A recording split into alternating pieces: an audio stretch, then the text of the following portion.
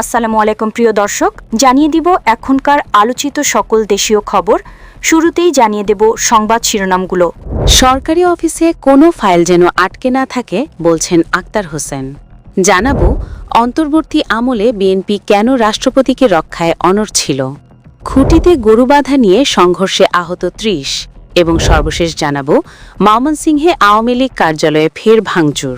প্রিয় দর্শক, এতক্ষণ দেখছিলেন সংবাদ শিরোনামগুলো, এখন জানাবো বিস্তারিত খবর। সরকারি অফিসে কোনো ফাইল যেন আটকে না থাকে বলছেন আক্তার হোসেন। রংপুর ৪ আসনের নবনির্বাচিত সংসদ সদস্য ও এনসিপি সদস্য সচিব আক্তার হোসেন সরকারি কর্মকর্তা কর্মচারীদের উদ্দেশ্যে প্রেসারমুক্ত ও জনবান্ধব প্রশাসন গড়ে তোলার আহ্বান জানিয়েছেন। তিনি বলেন, সরকারি অফিসে কোনো ফাইল যেন অযথা আটকে না থাকে, বরং কোন অফিস কত দ্রুত সেবা দিতে পারছে সে ইতিবাচক প্রতিযোগিতাই হওয়া উচিত। আক্তার হোসেন বলেন, গ্রামের সাধারণ মানুষ সরকারি অফিসে এসে অনেক সময় আড়ষ্টতায় ভোগেন। তারা অফিসের নিয়মকানুন ভালোভাবে জানেন না। এ অবস্থায় কর্মকর্তাদের আরও সহিষ্ণু ও দায়িত্বশীল হতে হবে। আপনারা মেধা ও যোগ্যতার ভিত্তিতে সরকারি চাকরিতে এসেছেন।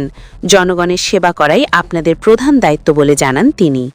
আক্তার হোসেন বলেন, প্রতিদিন কোন অফিসে ১০ থেকে ৫০ জন মানুষ এলেও সিরিয়াল অনুযায়ী সেবা নিশ্চিত করতে হবে। যিনি আগে আসবেন তিনি আগে সেবা পাবেন, এই নীতিতে কাজ করতে হবে। জরুরি বিষয়গুলো আলাদা করে দ্রুত নিষ্পত্তির ব্যবস্থাও নিতে হবে। থানায় গিয়ে যেন কেউ হয়রানির শিকার না হয় সে বিষয়ে সংশ্লিষ্ট কর্তৃপক্ষকে সতর্ক থাকার আহ্বান জানান তিনি। ভূমি অফিস, স্বাস্থ্য বিভাগ সহ সব সরকারি দপ্তরকে জনগণের কল্যাণে কাজ করার নির্দেশনা দেন। তিনি বলেন, আমি পীরগাছা ও কাউনিয়া বানুশের অকণ্ঠ সমর্থনে সংসদ সদস্য নির্বাচিত হয়েছি। দলমত নির্বিশেষে সবার সহযোগিতা নিয়ে এলাকার উন্নয়নে কাজ করতে চাই। তিনি নিজেকে বিরোধী দলীয় সংসদ সদস্য হিসেবে উল্লেখ করে বলেন, দায়িত্ব পালনে নানা চ্যালেঞ্জ আসতে পারে, তবে জনগণের দোয়া ও সহযোগিতা নিয়ে তিনি সাহসিকতার সঙ্গে তা মোকাবেলা করবেন। সভায় তিনি জুলাই আন্দোলনে আহত ও শহীদ পরিবারের প্রতি কৃতজ্ঞতা প্রকাশ করেন। তাদের আত্মত্যাগের কারণে বর্তমান রাজনৈতিক পরিবর্তন সম্ভব হয়েছে বলে উল্লেখ করেন। সাংবাদিকদের প্রসঙ্গে তিনি বলেন, পেশাদার ও বস্তুনিষ্ঠ সাংবাদিকতা নিশ্চিত করতে গণমাধ্যম কর্মীদের প্রাপ্য সুযোগ সুবিধা নিশ্চিত করতে হবে। এ বিষয়ে জাতীয় সংসদে কথা বলার আশ্বাস দেন তিনি এবং সত্য ও প্রত্যন্ত জনসংবাদ পরিবেশনের আহ্বান জানান। পীরগাছা উন্নয়ন প্রসঙ্গে তিনি বলেন, তিস্তাবাতি কেন্দ্রিক দুর্ভোগ নিরসন এখন সময়ের দাবি। তিস্তার পানি বণ্টন ও নদী ভাঙন সমস্যার স্থায়ী সমাধান এবং তিস্তা মহাপরিকল্পনা বাস্তবায়নের প্রয়োজনীয় সব পদক্ষেপ গ্রহণের জন্য তিনি সরকারের প্রতি আহ্বান জানান।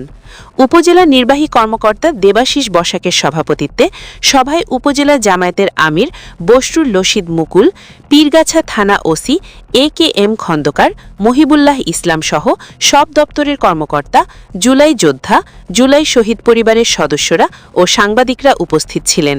মতবিনিময় শেষে জুলাই যোদ্ধা, জুলাই শহীদ পরিবারের সদস্যদের রমজান মাস উপলক্ষে শুকনো খাবার বিতরণ করেন নবনির্বাচিত সংসদ সদস্য সহ অন্যান্যরা। পরে সদ্যপ্রয়াত জামায়াতের নেতা ফারুক ইকবালের কবর জিয়ারত, চৌধুরানী থেকে ফতেপুর ঘাট সড়ক উদ্বোধন থেকে বিকালে পীরগাছা সরকারি কলেজ মাঠে গণসংবর্ধনা ও গণ ইফতারে যোগ দেন। অন্তর্বর্তী আমলে বিএনপি কেন রাষ্ট্রপতিকে রক্ষায় অনড় ছিল। বাংলাদেশে ২৪ সালের অগাস্টে শেখ হাসিনা সরকারের পতনের পর যখন প্রশাসন থেকে শুরু করে সুপ্রিম কোর্ট পর্যন্ত পরিবর্তন হয়েছে, তখন আওয়ামী লীগ সরকারের সময় নির্বাচিত প্রেসিডেন্ট মোহাম্মদ শাহাবুদ্দিন কিভাবে তার পদে টিকে থাকলেন সেটি অনেকের কাছে কৌতূহলের বিষয়। ওই সময় দেশের তৎকালীন প্রধান বিচারপতিকে পদত্যাগ করতে হয়েছিল এবং সংসদের স্পিকার শ্রীনীন শারমিন চৌধুরী অজ্ঞাত অবস্থানে থেকেই পরে পদত্যাগ করেছিলেন বলে সংবাদ মাধ্যমে খবর এসেছিল। অন্তর্বর্তী সরকারের আমলে কমপক্ষে ২ দফায় রাষ্ট্রপতির অপসারণ কিংবা পদত্যাগের দাবিতে বঙ্গভবন ঘেরাও কিংবা বড় ধরনের চাপ তৈরি করা হলেও মোহাম্মদ শাহাবুদ্দিন থেকে গেছেন বঙ্গভবনে। তিনি গত ১২ই ফেব্রুয়ারি সংসদ নির্বাচনের পর ১৭ই ফেব্রুয়ারি নতুন নির্বাচিত সরকারের প্রধানমন্ত্রীকে শপথ পড়িয়েছেন। মোহাম্মদ শাহাবুদ্দিন নিজেই তার টিকে যাওয়ার রহস্য উন্মোচন করেছেন। ঢাকার দৈনিক কালের কণ্ঠে দেওয়া এক সাক্ষাৎকারে তিনি সেখানে বলেছেন, আমার দুঃসময়ে বিএনপির সহযোগিতা শতভাগ ছিল। পাশাপাশি অন্তর্বর্তী সরকারের ভেতর থেকেও তাকে অপসারণের চেষ্টার অভিযোগ করে তিনি বলেছেন, বিএনপি জোট ও সশস্ত্র বাহিনী তখন তাকে আশ্বস্ত করেছেন ও সমর্থন জুগিয়েছেন। রাষ্ট্রপতি ওই সাক্ষাৎকারে অন্তর্বর্তী সরকারের প্রধান উপদেষ্টার প্রেস উইংয়ের বিরুদ্ধে রাষ্ট্রপতির প্রেস উইং বন্ধ করে দেওয়ার অভিযোগ এনেছেন। একই সঙ্গে বিদেশ সফরের পর নিয়ম অনুযায়ী রাষ্ট্রপতিকে সফর বা চুক্তির বিষয়ে অবহিত না করার অভিযোগ করেছেন বিদায়ী প্রধান উপদেষ্টার বিরুদ্ধে। তিনি ক্ষোভ প্রকাশ করেছেন বিদেশে বাংলাদেশের মিশনগুলো থেকে তাকে অবহিত না করেই রাষ্ট্রপতির ছবি নামানো। রাষ্ট্রপতি মোহাম্মদ শাহাবুদ্দিনের এসব বক্তব্যের বিষয়ে সাবেক প্রধান উপদেষ্টা ও তৎকালীন প্রেস উইংয়ের সদস্যদের সাথে যোগাযোগ করা হলে নাম প্রকাশ অনিচ্ছুক একজন সাবেক সদস্য বলেছেন যে এই বিষয়ে তারা কোনো মন্তব্য করতে চান না। খুঁটিতে গরু বাঁধা নিয়ে সংঘর্ষে আহত ৩০। হবিগঞ্জের আজমেরীগঞ্জে গরুকে খুঁটিতে বেঁধে রাখা নিয়ে দুপক্ষের সংঘর্ষে অন্তত ৩০ জন আহত হয়েছেন। বিকালে উপজেলার কাকাইলসহ ইউনিয়নের মাহতাবপুর গ্রামে এ ঘটনা ঘটে। খবর পেয়ে পুলিশ স্থানীয়দের সহযোগিতায় পরিস্থিতি নিয়ন্ত্রণে আনে। আহতদের উপজেলা স্বাস্থ্য কমপ্লেক্স সহ বিভিন্ন হাসপাতালে চিকিৎসা দেওয়া হয়েছে। পুলিশি ও স্থানীয়রা জানান, মাহতাবপুর গ্রামের মৃত আলী হায়দারের ছেলে দুলাল মিয়ার একটি গরু। একই গ্রামে মৃত নজরুল মিয়ার ছেলে লিটন মিয়ার জমিতে ঘাস খাওয়ানোর জন্য খুঁটিতে বেঁধে রাখা হয়। এ নিয়ে সন্ধ্যায় দুজনের মধ্যে বাগবিতণ্ডা হয়। এর জেরে সোমবার দুপুর ২টার দিকে উভয় পক্ষের লোকজন সংঘর্ষে জড়িয়ে পড়ে। প্রায় ২ ঘণ্টাব্যাপী সংঘর্ষ চলে। এতে উভয় পক্ষের অন্তত ৩০ জন আহত হন। আজমেরীগঞ্জ থানার ওসি মোহাম্মদ আকবর হোসেন বিষয়টি নিশ্চিত করে জানান, গরুকে খুঁটিতে বেঁধে রাখা নিয়ে দুপক্ষের লোকজনের মধ্যে সংঘর্ষ সূত্রপাত হয়। পরিস্থিতি বর্তমানে স্বাভাবিক রয়েছে। এ বিষয়ে আইনি ব্যবস্থা নেওয়া হবে। অপরাধীদের গ্রেফতারে অভিযান চলছে। ময়মনসিংহে আওয়ামী লীগ কার্যালয়ে ফের ভাঙচুর। ময়মনসিংহের নগরের শিববাড়ি জেলা আওয়ামী লীগের তালাবন্ধ অফিস আবারও ভাঙচুর ও কার্যালয়ের সামনে টায়ারে আগুন জ্বালিয়ে দিয়েছেন বৈষম্যবিরোধী ছাত্র আন্দোলনের নেতাকর্মীরা। অফিসের প্রধান ঘটকের পাশে দেয়ালটি সম্পূর্ণ গুঁড়িয়ে দেন তারা। বেলা ১১টার দিকে বৈষম্যবিরোধী ছাত্র আন্দোলনের কেন্দ্রীয় সমন্বয়কারী আলনুর মোহাম্মদ আয়েশ এ ভাঙচুরে নেতৃত্ব দেন।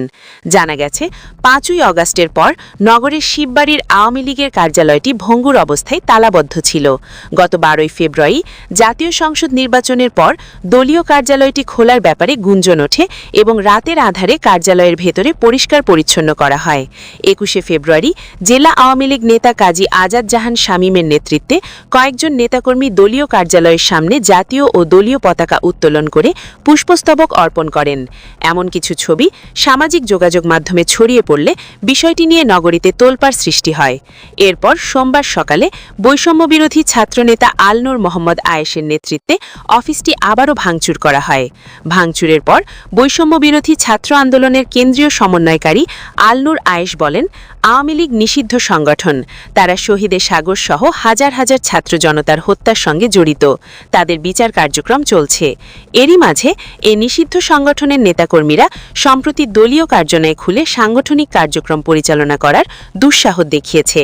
কিন্তু শহীদ সাগরের রক্তের উপর দিয়ে কোনোভাবেই নিষিদ্ধ সংগঠনের কার্যক্রম পরিচালনা করতে দেওয়া হবে না।